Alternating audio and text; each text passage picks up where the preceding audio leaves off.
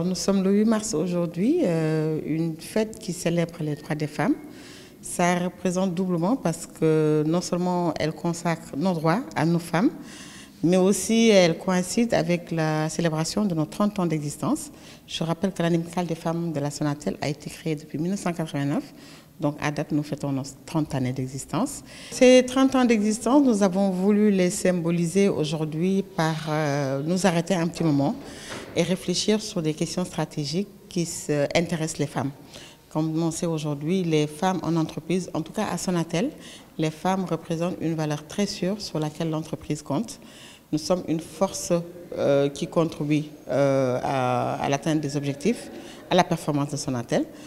Donc aujourd'hui, on s'est dit qu'on va s'arrêter un moment et réfléchir un peu sur nos attentes, sur nos priorités, sur des questions simplement de femmes et faire le bilan et au sortir de cette journée internationale qui consacre encore une fois les droits des femmes, porter ce plaidoyer au niveau de la direction générale pour qu'ensemble nous puissions écrire une nouvelle histoire des femmes à Sonatel, qui est déjà écrite et assez bien écrite d'ailleurs, parce que je rappelle que la direction générale nous supporte, nous soutient et nous accompagne dans toutes nos activités.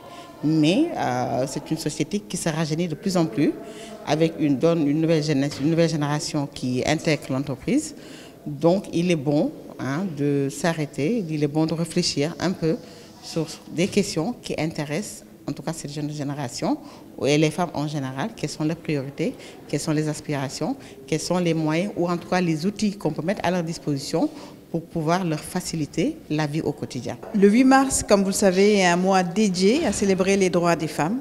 Et Sonatel est justement au cœur de cette célébration durant tout le mois. Dans le cadre de notre stratégie de responsabilité sociale d'entreprise, les femmes occupent une place centrale, aussi bien en interne qu'en externe. Donc nous sommes aujourd'hui dans nos locaux pour ce panel qui va traiter de l'équilibre pour les femmes entre leur vie professionnelle et leur vie privée. Vous savez, lorsque vous êtes une femme active, très souvent nous sommes des épouses, nous sommes des mères, nous sommes également sœurs. Nous remplissons plusieurs fonctions dans la société et il est important pour nous en tant que femmes de faire un partage d'expérience entre nous et de savoir aujourd'hui, en 2019, lorsqu'on est une femme active et qu'on occupe un poste de responsabilité ou pas dans un grand groupe, comment on arrive à concilier une vie professionnelle et une vie privée. Nous avons eu à faire un partage d'expérience avec les femmes du comité de direction de Sonatel. Comme vous le savez, le comité de direction de Sonatel est composé à près de 50% de femmes qui sont à des postes de responsabilité. La direction de la qualité, la direction juridique, la direction des réseaux sont aujourd'hui dirigées par des femmes. Donc ces femmes sont venues raconter leur parcours au sein de Sonatel et inspirer d'autres jeunes sonateliennes qui aspirent demain à occuper ces postes de responsabilité et également dire que la vie professionnelle et la vie privée, c'est un tout. C'est un équilibre qu'on peut trouver, mais qui se bâtit au quotidien. Et c'est donc tout ce partage d'expérience que nous avons tenu à faire aujourd'hui et qui est le début d'une longue série d'activités que nous allons mener aussi bien en interne, avec des activités sportives, parce que le sport, comme vous le savez, c'est la santé, mais également une implication des femmes au niveau de la stratégie de l'entreprise. Nous avons prévu de présenter à notre directeur général un livre vert avec des recommandations sur le rôle et la place des femmes dans l'entreprise et comment nous pouvons contribuer à la stratégie et au développement de Sonatel. Je paraphraserai Wole Soyinka qui disait que le tigre n'a pas besoin de crier sa tigritude, il saute sur sa proie et la dévore. Pour dire que les femmes sont des femmes avec des valeurs et avec des forces et des prouesses qui sont innées chez elles. Donc on n'a pas besoin de se dire qu'on est femme, on fait comme si, en fait, non.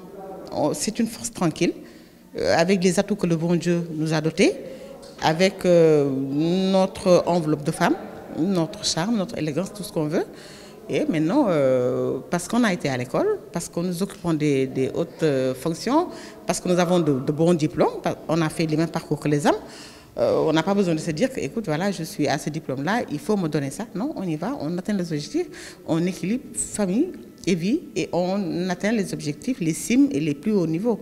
Le monde nous appartient, comme on dit. Le message que je lance aux femmes, c'est vraiment aujourd'hui de prendre toute l'ampleur de leur responsabilité dans la société et de la place qu'elles ont et de se donner les moyens de continuer à contribuer à tous les niveaux, notamment au sein de la famille, parce que nous avons ce rôle au sein de la famille d'éduquer, d'accompagner nos familles, mais également dans la société en représentant un poids également économique pour l'émergence de notre pays.